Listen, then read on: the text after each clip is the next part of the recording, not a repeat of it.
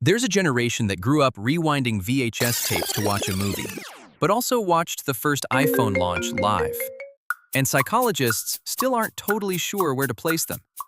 If you were born between 1976 and 1985, technically you fall at the tail end of Generation X, but you're not quite a full millennial either. Still, everyone keeps trying to squeeze you into one of those boxes. In 2014, experts gave this group a name: Xennial.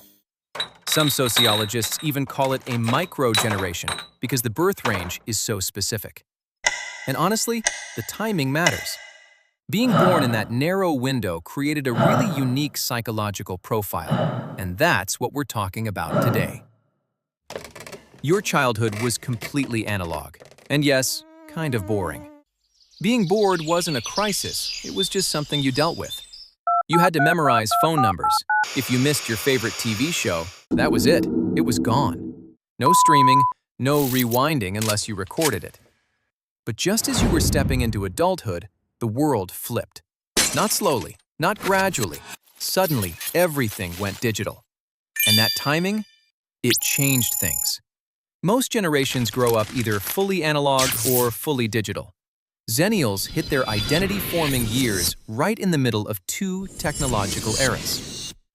Your teenage years and your 20s felt like two completely different worlds, more dramatically different than what most other generations experienced. You passed notes in class. You had face-to-face conversations that simply disappeared into the air. No screenshots, no records. If you were meeting someone, you couldn't text running 10 minutes late. You just showed up, trusting they would too. That required a different kind of reliability and social trust than today. Then your 20s arrived, and suddenly everyone had a cell phone. You joined Friendster, then MySpace, then Facebook. Before social media, there were basically three ways to reach someone: their home phone, their work phone, or knocking on their door. Then out of nowhere, there were 17 messaging apps, and somehow, you learned them all. From a neuroscience perspective, this timing is fascinating. The prefrontal cortex, the part of the brain responsible for adapting to change, planning, and complex thinking, continues developing until about age 25. Research published in Nature Neuroscience shows that development can extend into the late 20s. That means Xennials were still in a high brain plasticity phase right when the technological universe exploded. You were young enough to adapt quickly, but old enough to remember what came before. Generation X was already fully adult when tech spread, which sometimes made them more skeptical of it. Younger millennials don't even remember life without the internet. But Xennials lived both worlds. That creates a kind of double perspective. You can sit through a face-to-face conversation without checking your phone every 30 seconds, but you're also not intimidated by learning new software. You know what it feels like to be unreachable for hours, something many younger people can't imagine. And yet, technology doesn't scare you. This shows up in subtle ways. Take privacy, for example. You grew up in a world where your embarrassing moments didn't live online forever. Your awkward haircut, a breakup, that one messy party night. There's probably no visual evidence. Those memories lived in stories, not servers. Research on autobiographical memory shows that the way we remember our lives is fluid. The brain naturally edits, reshapes, keeps what matters, and lets the rest fade. But when everything is permanently recorded and searchable, that natural process gets complicated. And then there's this. Many of you entered the workforce during the financial crisis of 2008. Right when you were supposed to be building your career, the global economy collapsed. Timing matters here too.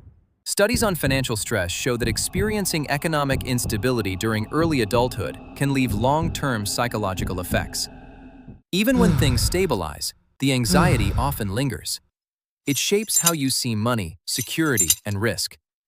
So on one hand, you learn to adapt to massive technological change. On the other, just as you were building stability, the ground shifted beneath you. You can handle change, because you had to. But somewhere in the back of your mind, there might still be that thought.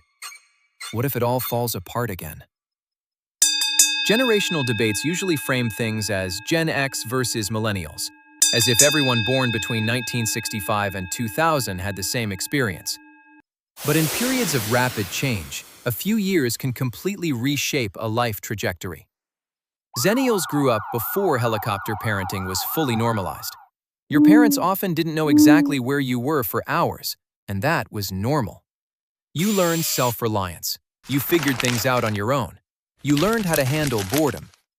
But you also became adults during the early internet era, when people genuinely believed technology would connect everyone and solve everything. So you're independent but collaborative, skeptical but hopeful, digital but analog. It's a strange place to stand. Maybe what defines Xennials most is the ability to carry contradictions without feeling broken by them. You remember before and after. You see what was gained and what was lost. You're not as nostalgic as older Gen X because you genuinely appreciate modern convenience. But unlike younger generations, you're also very aware of what we left behind. We lost the ability to sit alone with our thoughts without effort. We lost some of the patience that came with waiting. We lost that pure, undistracted being in the moment. But we gained connection, information, opportunities you couldn't even imagine in your youth. If you're a Xennial, you probably don't fully feel like you belong anywhere. Too young in some spaces, too old in others, caught between two worlds. But that's not a flaw. That's the core of your generational experience.